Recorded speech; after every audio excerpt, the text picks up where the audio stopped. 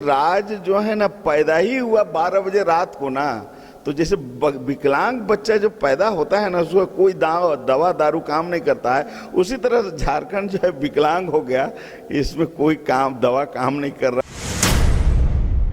यही एक राज ऐसा राज है जहां मुख्यमंत्री भी जेल गए हैं, मंत्री भी जेल गए हैं और आपको जेपीएससी के चेयरमैन भी जेल गए हैं। ये लोग नियोजन नीति और जो भी नीति बना रहे हैं इसमें कुछ ना कुछ ऐसा चीज ये लोग बना रहे हैं, कोई चीज गलती ऐसा छोड़ दे रहे हैं कि वही लोग फिर जो गलती है उसी को पॉइंट आउट करके वो लोग खुद यही लोग केस कराते हैं और ये लोग खुद ही जो है झारखंड को उलझा कर रखे हैं। वो लोग नौकरी देना नहीं चाहते हैं, इसलिए सिर्फ मोदी सरकार अपना ईडी, सीबीआई, इनकम टैक्स के माध्यम जो विभाग है उसके माध्यम से वो निश्चित रूप से विपक्ष को दबाकर जो इंडिया गठबंधन जो बना है उसको तोड़ने का वो लोग जो है प्रयास कर रहे हैं। हम कुछ ये लोग नियुक्ति पत्र वगैरह बांट रहे हैं लेकिन उसका बहुत खास लाभ लोगों को नहीं हो रहा, वो केवल हम तो कहेंगे खाना पूर्ति ही हो रहा है। झारखंड को अलग राज्य बने लगभग 23 साल पूरे हो गए हैं, लेकिन आज भी कई लोग अपनी मांगों को लेकर सड़क पर आंदोलन करते हुए नजर आते हैं। कई लोगों का कहना है कि सरकार जो वादे करके सत्ता में आई थी उस वादे से विपरीत काम कर रही है। कई लोगों का ये भी कहना है कि सरकार सिर्फ ठगने का काम कर रही है। इन तमाम मुद्दों पर बातचीत करने के लिए इस वक्त हमारे साथ मौजूद है पूर्व मंत्री देव कुमार धान। बातचीत करेंगे और इनसे जानेंगे कि हेमंत सोरेन की सरकार का लगभग 3.5 साल का कार्यकाल पूरा हो गया है, लेकिन आए दिन सड़क पर युवाओं के साथ साथ कई ऐसे लोग हैं जिनका कहना है कि सरकार सत्ता में आई थी जो वादे करके उससे विपरीत कार्य कर रही है। क्या आपको लगता है कि जो सरकार कार्य कर रही है आपके अकॉर्डिंग वो सही है? देखिए, निश्चित रूप से जो है 3.5 साल में यहाँ राज्य की सरकार या 4.5 साल में केंद्र की सरकार जो जन भावनाओं का जो कद्र करना चाहिए था, चाहे रोजगार के मामले पर हो या आदिवासी का जमीन का, झारखंड में सीएन टेक्ट एसपीटी का उल्लंघन करके जो लूट हो रही है उसको रोकने की बात हो, या शिक्षा का जो स्तर माने अच्छा होना चाहिए, या स्वास्थ्य का जो स्थिति है वो बहुत संतोषजनक तो नहीं है। इसमें तभी तो सारे लोग आंदोलन है, नहीं तो कौन किसको शौक लगा हुआ है कि अपना घर द्वार छोड़ के रोडों पर आए, पुलिस का डंडा खाए, अपना केस उठाए, अपना पानी में भींगे, ऐसा तो कोई नहीं चाहता है। लेकिन निश्चित है कि जो जन भावना के अनुसार काम नहीं हो पा रहा है देश में और राज्य में। सरकार की ओर से दावा किया गया था कि हर साल 5 लाख सरकार नौकरियां देगी, लेकिन यहाँ पर सरकार रोजगार से जोड़ने की कोशिश कर रही है, जिसको लेकर अभ्यर्थियों का भी कहना है कि सरकार नौकरी का वादा की थी, अब रोजगार से जोड़ने की कोशिश कर रही है। देखिए, नौकरी एक अलग चीजें हैं और स्वावलंबी बनाना एक अलग चीजें हैं, दोनों को एक साथ नहीं जोड़ा जा सकता है। तो केंद्र सरकार भी 2 करोड़ का बात की थी, वहाँ भी कोई आता पता नहीं है और निश्चित है कि यहाँ भी कोई वैसा तो कोई आता पता नहीं दिख रहा है रोजगार के संबंध में। और ये लोग जो है अपना प्रयास कर रहा है कि भाई हम कुछ ये लोग नियुक्ति पत्र वगैरह बांट रहे हैं, लेकिन उसका बहुत खास लाभ लोगों को नहीं हो रहा, वो केवल हम तो कहेंगे खाना पूर्ति ही हो रहा है। लोग उद्योगपति को बुलाता है और सामने तो जरूर उसको निमंत्रण पत्र दे देता है, लेकिन उसको काम के में ना पैसा मिलता है ना काम मिलता है। ये स्थिति तो यही है। लेकिन ये देखने को मिल रहा है कि केंद्र सरकार और राज्य सरकार के बीच संबंध कुछ ठीक नहीं है। अगर राज्य सरकार से आप सवाल पूछिएगा तो सरकार का कहना है कि केंद्र सरकार से हमें सहयोग नहीं मिलता है। केंद्र सरकार का कहना है कि हम लोग बजट तो पास करते हैं लेकिन राज्य सरकार उसमें अमल नहीं कर रही है। निश्चित है कि देखिए, केंद्र में बीजेपी की सरकार है और यहाँ इंडिया गठबंधन की सरकार है, तो दोनों में अभी तो टकराव चल रहा है। तो वो चाहता है कि केंद्र चाहता है कि ये ठीक से नहीं चले और ये भी चाहता है कि भाई हम केंद्र से क्यों हम सहयोग लें। उनका भी इच्छा नहीं है, इनका भी इच्छा नहीं है, उससे जनता पीस रही है यहाँ। तो खामियाजा तो जनता और यहाँ के अभ्यर्थी भुगत रहे हैं। निश्चित है कि यहाँ जो 3.5 करोड़ लोग हैं उन पर ये असर पड़ रहा है, तो इसका असर लोग चुनाव में दिखाएंगे अपना। झारखंड को अलग राज्य बने 23 साल हो गए हैं, लेकिन ना ही नियोजन नीति यहाँ स्पष्ट है, ना ही स्थानीय नीति। लिहाजा जो भी विज्ञापन निकलता है वो कोर्ट के दहलीज में चला जाता है, विज्ञापन रद्द हो जाता है और अभ्यर्थी आंदोलनरत हो जाते हैं।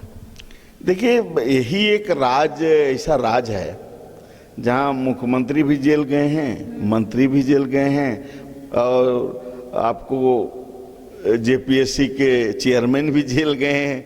तो ये एकलौता जो यहाँ का मुख्यमंत्री भी जेल गए हैं। तो ये हम तो ये कहेंगे कि राज जो है ना पैदा ही हुआ 12 बजे रात को ना।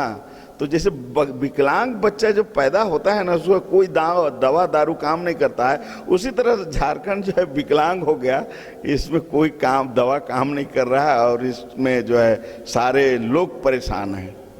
सहायक आचार्य नियुक्ति नियमावली पर भी रोक लग गई है। हाईकोर्ट ने रोक लगा दिया है। जो 26,000 शिक्षकों की नियुक्ति होने वाली थी उस पर भी रोक लग गई है। तमाम जो टेट पास पारा शिक्षक है वो पिछले 25वें दिन से आमरण अनशन पर बैठे हुए। उनका कहना है कि सरकार सीधा समायोजन करे, एक मांग वेतनमान की मांग कर रहे हैं और सरकार की ओर से लगातार ये दावे किए जा रहे हैं कि सरकार तमाम लोगों के लिए ही सोच रही है, लेकिन यहाँ पर देखने को तो कुछ और मिल रहा है।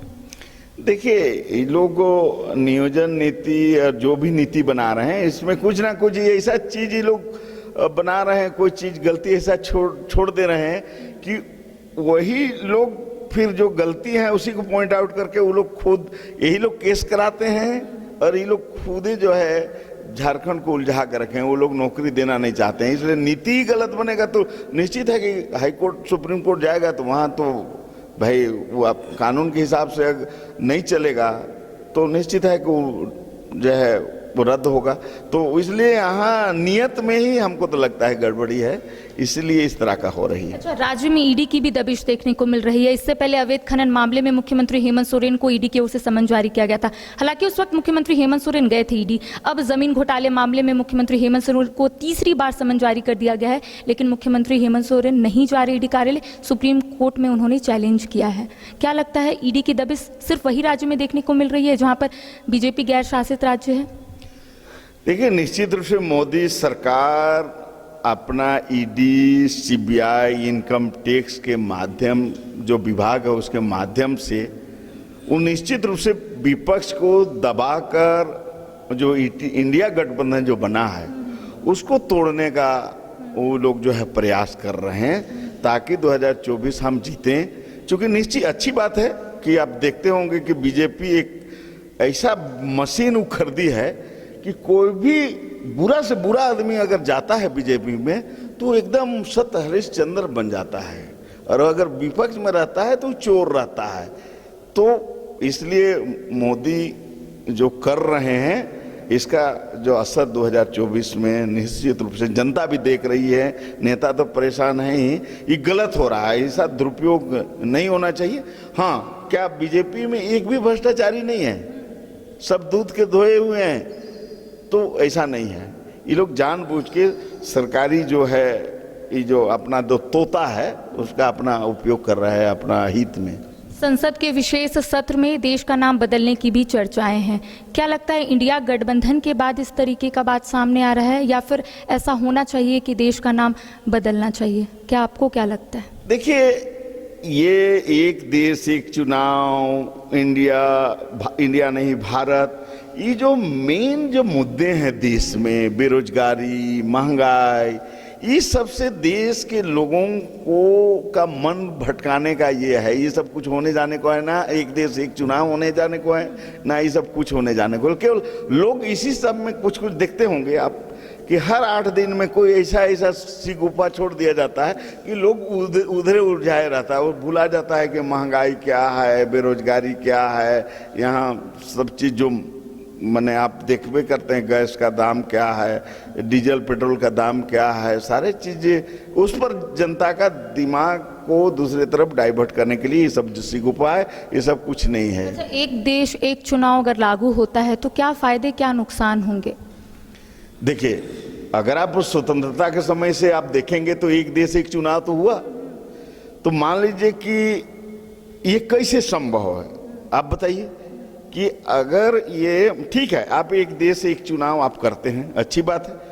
मान लीजिए कोई सरकार गिर जाती है तो परमानेंट तो आप राष्ट्रपति शासन लागू नहीं करेंगे, 6 महीना के बाद आप चुनाव करेंगे, तो खर्च बढ़ेगा कि नहीं बढ़ेगा? तो फिर तो इसलिए ये संभव नहीं है। भारत जैसे देश में ये प्रैक्टिकल नहीं है, ये एक शिगुफा है, ये कुछ होना जाना नहीं है और ये बहुत प्रैक्टिकल नहीं है, ये व्यवहारिक रूप से ये संभव भी नहीं है और ये अच्छा भी नहीं है। क्योंकि देखिए चुनाव तो मान लीजिए झारखंड की सरकार गिरती है तो 5 साल के लिए चुनाव होगा कि 2.5 साल के लिए होगा? तो अगर 2.5 साल में आप चुनाव करें तो फिर तो खर्चा बढ़ेगा, तो फायदा क्या है? आप खर्चा बचाने की नहीं बात कर रहे हैं। तो इसलिए ये अव्यवहारिक है, ये लोग जो है केवल मुद्दे को भटकाने का ये एक सी गुफा है। चलिए अब आदिवासियों के हक और अधिकार की बात करते हैं। लगातार आप आदिवासियों के हक और अधिकार की बात करते हैं। यूसीसी कोड को भी लेकर आपने अपनी आवाज़ को उठाई है। आपका कहना है कि अगर यूसीसी लागू होता है तो आदिवासियों की संस्कृति को ठेस पहुंचेगा, क्या ऐसा सच में होगा? देखिए निश्चित रूप से आदिवासी की अपनी संस्कृति है, अपनी प्रथागत कानून है और अब हम सामान्य नहीं हैं, हाँ हम असामान्य लोग हैं। चूँकि हम असामान्य नहीं है तो हमको अगर नहीं होते तो हमको विधानसभा में, देश की नौकरी में, राज्य की नौकरी में, जमीन को बचाने के लिए CNTEC, पंचायत में आपको जो है चुनाव में आरक्षण, ये तमाम चीज़ जो है आरक्षण हमको नहीं मिलता। हम उस लायक अभी हुए ही नहीं कि हम समान कानून के अंतर्गत जाएंगे। अगर ये लागू हो जाएगा तो इस देश में आदिवासी का अस्तित्व ही समाप्त हो जाएगा। इसीलिए हम लोग पूरे देश के आदिवासी को हम लोग एकजुट कर रहे हैं। जैसे किसान आंदोलन में सारे किसान नेता लोग एकजुट होकर उन्होंने 13 महीना तक लड़ा, 750 लोग शहीद हुए, उसी तर्ज पर हम लोग पूरे देश के आदिवासी को जितने भी समुदाय हैं 750 और जो लिस्ट में हैं और जो लिस्ट बाहर हैं करीब वो भी 300-400 हैं, उनको एक उनका संगठन एक करके हम लोग जो है आदिवासियत की रक्षा के लिए यूसीसी से हम बाहर रहें, इसके लिए हम लोग लड़ाई कर रहे हैं। दिल्ली चलो का नारा भी आप लोगों ने दिया था, आखिर कब आप लोग दिल्ली में आंदोलन कीजिएगा? देखिए हम लोग निश्चित रूप से यहाँ 30 अगस्त को पूरे देश के लोग जो है बैठे थे और उसमें निर्णय हुआ है कि हम लोग 6 अक्टूबर को संसद भवन के समक्ष जंतर मंतर में हम लोग जो है 1 दिवसीय जो है धरना देंगे और अपनी मांग को जो है केंद्र सरकार पर रखेंगे कि भाई हमको आप यूसीसी से बाहर रखिए। इसलिए पूरे देश से लोग प्रतिनिधि लोग आ रहे हैं। एक आखिरी सवाल रहेगा, CNT और SPT एक्ट लागू तो है लेकिन आज भी आदिवासियों की ज़मीन लूटी जा रही है। इसको लेकर आप लोग आने वाले समय में कुछ सोचे हैं, कुछ करेंगे, कुछ रणनीति तैयार कर रहे हैं क्या इसको लेकर? निश्चित रूप से, चूँकि अगर आप देखेंगे हमारे झारखंड का इतिहास, हम लोग का पूर्वज का इतिहास, चाहे तिलका मांझी हो, चाहे वीर बुद्ध भगत हो, पोटो हो, चाहे सिद्धू कान्हू हो, नीलंबर पीतम्बर हो, बिरसा हो, सारे लोगों ने जमीन की लड़ाई लड़ी है और इन्हीं की लड़ाई के कारण ही CNTEC कानून बना, SPT कानून बना और CNTEC SPT रहने के बाद भी आदिवासी की जमीन जो है लूटी जा रही है। तो हम लोग निश्चित रूप से चिंतित हैं और हम लोग बहुत जल्द इस पर हम लोग जो है आंदोलन जो है CNTEC का जो उल्लंघन किया है उस जमीन को वापस पाने के लिए हम लोग बड़ा आंदोलन जो है राज्य में करेंगे और निश्चित है कि सरकार हमको अपनी जमीन सरकार को वापस करना पड़ेगा। तो जाहिर सी बात है कि झारखंड में कई ऐसे मुद्दे हैं जो ज्वलंत है, जिसको लेकर आए दिन अपनी आवाज़ लोग उठाते हुए नजर आते हैं।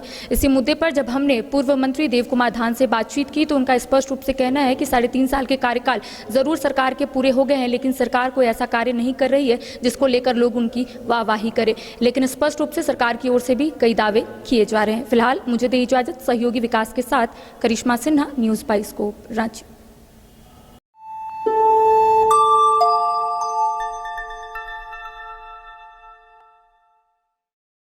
झूमेंगे घूमेंगे गाएंगे हम, वाइल्ड वाली वाटर पार्क जाएंगे हम। झूमेंगे घूमेंगे गाएंगे हम, वाइल्ड वाली वाटर पार्क जाएंगे हम। वाटर पार्क में फुल ऑन फन करेंगे, फैमिली संग वाइल्ड वादी चलेंगे। वाइल्ड वादी एंड अम्यूजमेंट वाटर पार्क एक नए अवतार में तो तैयार हो जाइए वाइल्ड वादी में अनलिमिटेड मस्ती के लिए। साथ ही 33 फीट की हाइट से मल्टी लेन और बर्ड पार्क का भी ले फुल मजा। वाइल्ड वादी अम्यूजमेंट वाटर पार्क, देवी मंडप रोड, 10 माइल चौक, रांची। IIT जी नीट एस्पिरेंट्स के सपने को पंख देने आ गया है कंप्लीट सॉल्यूशन इंस्टीट्यूट। यहाँ है smart classroom, 1-to-1 doubt clearing session, ask the expert, video solution और भी बहुत कुछ। मतलब हम करेंगे आपको गाइड, बनेंगे आपके mentor. Foundation classes from class 6 onwards for your bright future. Visit complete solution institute.